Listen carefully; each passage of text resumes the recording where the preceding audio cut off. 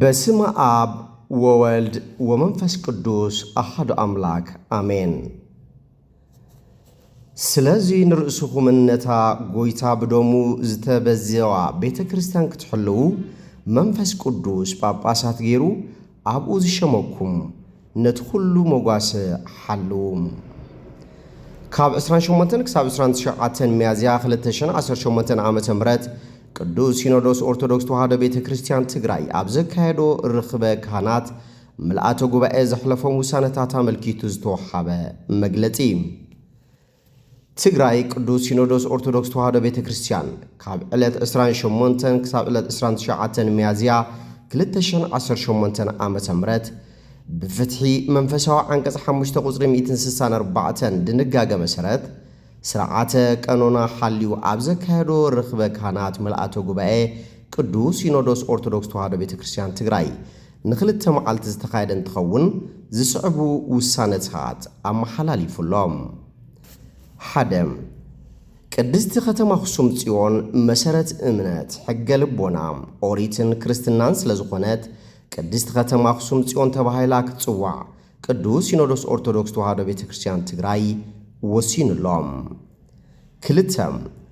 ብዛዕባ መንበረ ሰላማ ክሳቴ ብርሃን ላዕለዋይ ቤተ ክህነትን ቅዱስ ሲኖዶስ ኦርቶዶክስ ተዋህዶ ቤተ ክርስቲያን ትግራይን ኣብ ሚድያ ዝወሃቡ እዋናዊ መግለጽታት ብዝምልከቶም ኣቦታት ጥራይ ክወሃብ ከም ዘለዎ ወሲኑሎም። 3.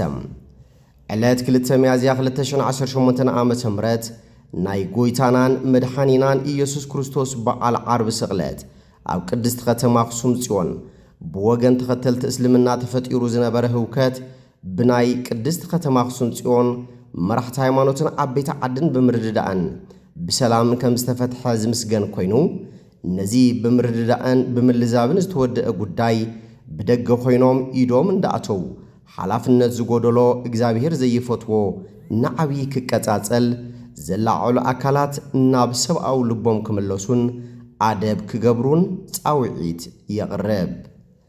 4. ኣብ ዲያስፖራ ዘለኹም ደቅና ንመንበረ ሰላማ ክሳቴ ብርሃን ላዕለዋይ ቤተ ክህነት ኦርቶዶክስ ተዋህዶ ቤተ ክርስቲያን ትግራይ ንምጥንኻር ብኹለ መዳይ እትገብርዎ ተሳትፎ እንዳመስገና ንቐጻሊ እውን ብእምነትኩም ጠንኪርኩም ነቦታትኩም ክትሕግዙ ጻውዒት ነቕርብ። 5. ኣብ ሃገረ እስራኤል ኢየሩሳሌም ዝርከቡ መነኮሳት ተጋሩ ብምዃኖም ኣብ ገዳሞም ዝበጽሖም ዘሎ በደል መንግልታ ምስዳድን ጥቕዓትን ጠጠው ንኽብል ጻውዒት የቕርብ። 6. ካብ ቤተ እምነት ወፃእ ኣብ ጎደናታት ዝረኣዩ ስብከት ዝመስሉ ናይ ምትላል ሜላ ንምእመናን ዝርብሹ ጽልኢ ዝጉስጉሱ ጐንፂ ዘለዓዕሉ ኣብ ህዝብና ሰኸፈት እናፈጠሩ ስለ ዘለዉ እዚ ኸይዲ ደው ንኽብል ጻውዒት የቕርብ። 7.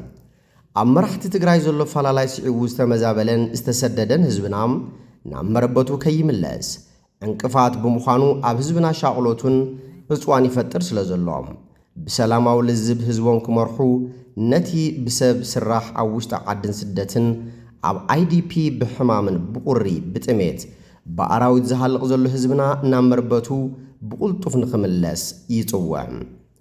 8. ብዞባ ምብራቕ ዓዲግራት ሃገረ ስብከት ተተርጊሙ ብሊቃውንቲ ጉባኤ መንበረ ሰላማ ተኣሪሙ ዝቐረበ ተኣምረ ማርያም ተሓቲሙ ኣብ ግልጋሎት ክውዕል ትእዛዝ ሂቦም። 9. መንግስቲ ስዑድ ዓረብ እቲ ኣብ ልዕሊ ደቅና ዘመሓላለፎ ናይ ሞት ፍርዲ ብምሕረት ክለቆም ይላቦም። 10. ንጉሰ ነገሥት ሃፀይ ዮሐንስ ንጉሰ ንጉስ ጽዮን ኣብ ቤተ ክርስቲያን ብዝነበሮም ዓብዪ ኣስተዋጽኦም ብሊቃውንቲ ኣፍልጦት ዋሂቡ ክብሪ ሰማዕትነት ከም ዝግብኦም ወሲኑሎም። 11. ንካናዳ ሃገረ ስብከት ብቐረባ ዝመራሕ ኣቦ ይመደበሎም ክብል ናብ ርኽበ ካህናት መልአተ ጉባኤ ቅዱስ ሲኖዶስ ብዝቐረበ ጽሑፍ መሰረት ንቡፁእ ኣቡነ ኣረጋዊ ምስጋናን ብምሃብ ብፁእ ኣቡነ ማርቆስ ምስ ማእኸላይ ሰሜን ኣሜሪካን ካናዳ ሃገረ ስብከትን ደሪቦም ንኽመርሑ ወሲኑሎም። 12. ኣብ ትሕቲ ሃገረ ስብከት ኣውሮፓ ናይ ለንደን ደብረ ብስራት ቅዱስ ገብርኤል ወኣቡነ ኣረጋዊ ካቴድራል ብብፁእ ኣቡነ ኤፍሬምን ሊቃውንትን መሪሕነት ብናይ ምእመናን ተሳትፎን ዓብዪ ሓድሽ ህንፃ ቤተ ክርስቲያን ተገዚኡ ነዚ ሐዋርያዊ አገልግሎት ይንእድ።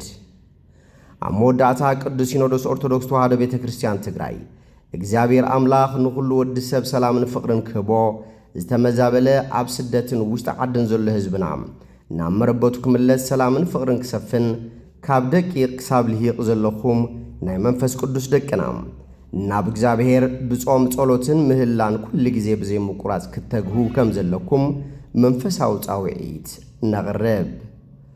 እኩቴት ለእግዚአብሔር 29 ወርሒ 8 2018 ዓ.ም አክሱም ትግራይ